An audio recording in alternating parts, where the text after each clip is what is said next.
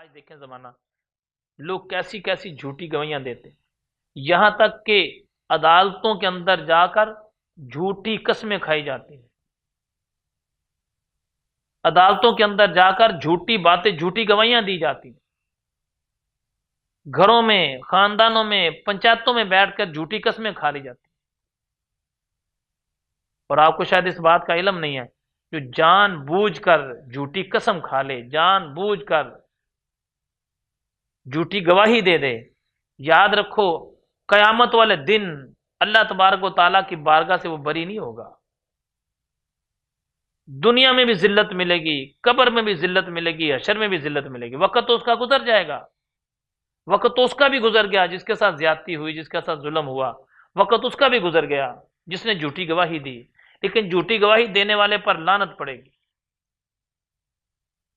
رزق تنگ ہوگا، پریشانیاں بڑھیں گی، دکھ بڑھیں گے۔ سب سے بڑی پریشانی یہ ہے اللہ تعالیٰ کا اس کو قرب نصیب نہیں ہوگا جھوٹی گواہی دینے والے کو، کریم آقا علیہ الصلوۃ والسلام کا قرب نصیب نہیں ہوگا جھوٹی گواہی دینے والے کو۔ اب سوال یہ پیدا ہوتا ہے کہ علم ہے اس چیز کا، پتہ ہے اس چیز کا، جانتے ہیں ہم اس چیز کو، سمجھتے ہیں اس چیز کو، اس کے باوجود بھی پھر اگر کوئی بندہ ایسی بدبختی کرے،